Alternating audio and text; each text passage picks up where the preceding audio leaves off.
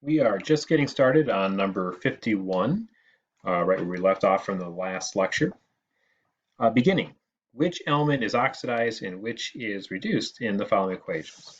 So what's one of the things that you need to know is in oxidation reduction, anytime you have oxidation, something else is involved on the other side, being reduced for every reaction. So for example, here, we have two elements in their elemental states.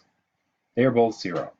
And then we have a change going over to this particular compound.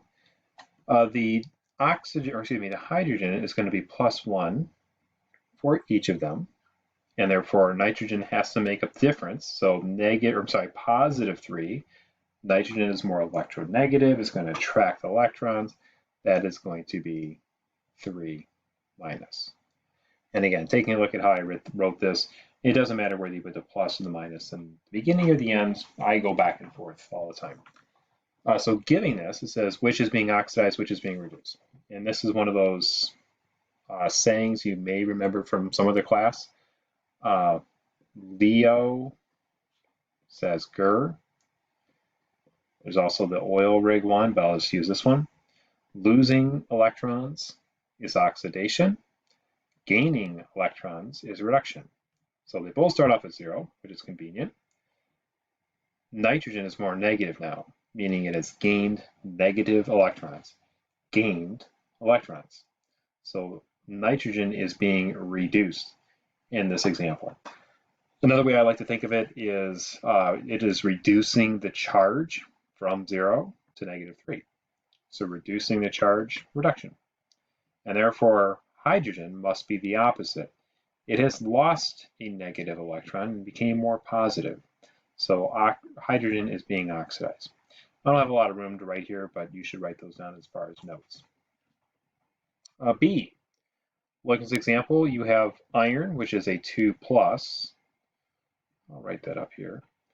And in nitrate, oxygen is -2, and I have 3 of them, so -6. So nitrogen must be 5+ in that little example. Aluminum, of course, is 0. And then over here, iron is 0, it's elemental. Aluminum here is 3+. And then going back to nitrate, it didn't change at all. So we still have the 5+ and the 2-. So really what we're focusing on here is aluminum and iron. Aluminum went from 0 to 3+. So therefore it lost some of those electrons, lost some negative electrons, became more positive. So if it's losing electrons, that means it is being oxidized. And iron went from 2+ to 0. It has gained some negative electrons, so that is being reduced. Okay, and I know this could also be a little bit of a tricky conversation. So you may want to pause and go over these as much as you need to. Chlorine is -1, 0. Iodine is -1, and sodium is 1+. Same as last time. Iodine is now 0. Sodium is still 1+. And chlorine is 1-. So we'll go to chlorine. Chlorine goes from 0 and is now more negative. So it has gained negative electrons. Therefore, it is being reduced, gaining electrons. Iodine here is going from a -1 to a 0, so it's lost one of those electrons. Therefore, it has lost an electron, being oxidized. Okay, next one. I think this one might be a little more complicated. We'll see. Sulfur, 2-. Lead happens to be 2+. It can also be 4+, but in this particular example, it's 2+. This is a peroxide, 2 and 2. So this is 1- and 1+. For a change on this one, sulfate, we're going to treat this as a whole thing and deal with that. The charge of sulfate is 2-. Oxygen itself is 2-, and I have 4 of them. So -8, meaning sulfur, I'll write it down here, is 6+, whoops, take that back. So we have -8, yeah, 6 plus. Getting ahead of myself, 6 plus. And then lead, to balance out the 2 minus, must be 2 plus. So lead is 2 plus and sulfur is +6. Oxygen is 2 minus. In water, oxygen is 2 minus, hydrogen is 1 plus each. All right, so let's compare what's going on with these guys. Lead was 2 plus, it's still 2 plus. Nothing happened. Sulfur was 2 minus and is now more positive, meaning it has lost some of its electrons. So again, sulfur went from 2 minus to 6 plus. It has lost some electrons, therefore it is being oxidized. Hydrogen is the other one that went through a change. It is -1, now it's -2. It too appears to have gained an electron. So gaining an electron, it has been reduced. So that is the exchange that these couple of elements are taking. Okay? 51, done.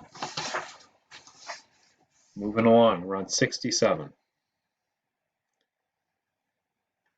All right, so changing gears in here. We're not doing the oxidation reduction stuff anymore. We're doing titrations or just kind of some other solution chemistry stuff here. We want to calculate the number of grams of solutes in this volume of that concentration. Remember the capital M, molarity, is the same thing as moles per liter. So we're going to take advantage of that. Starting off, for A, we're going to say we have 0.175 moles per liter. And we're going to multiply times the volume. And again, that is going to cancel out the liters. So make sure the units are set up in such a way that you can cancel out like terms, in this case, liters. This portion here is going to give us an answer of 0.0438 moles, the only units left, but we want an answer in grams of this particular substance. All right, so times in a line. Whenever you have moles, that's kind of like your ticket to anywhere. I can go from moles to grams. For this particular substance, if I figure out the mass of bromine and of potassium, that's 119, adding everything up. And then if I do the rest of the math here, you'll get an answer of 5.21 grams of potassium bromide. Done. Let's take a look at B. For this problem, you have a mass, you have a volume. We want the molar concentration, the molarity. Okay, we can do that. Of course we can do that. 14.75 grams. And it is calcium nitrate. So behind the scenes, we got to do a little bit of work to figure out what the molar mass of calcium nitrate is. Start with grams, grams goes to the bottom. Moles on top. 1 mole, always 1 mole. If I add all these guys up, as far as 40 plus 14 plus 16, each of these guys, that's going to be 164. Hopefully you check that yourself and you got a number.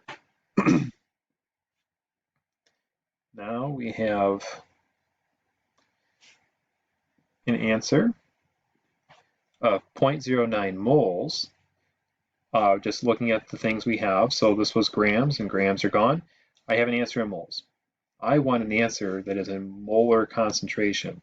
So I'm going to take these moles of calcium nitrate and divide it by the volume in liters. It must be in liters if I want molar concentration, moles per liter. So if I divide it by the volume that is in liters, it just so happens to be that, I will get an answer of 0.065 molarity, moles per liter. Calcium nitrate. All right, I got one more.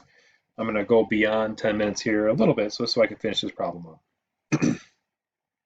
The volume of a 1.5 molarity solution of this in milliliters that contains that many grams of solute. Okay, let's start off with the grams, because grams is not useful.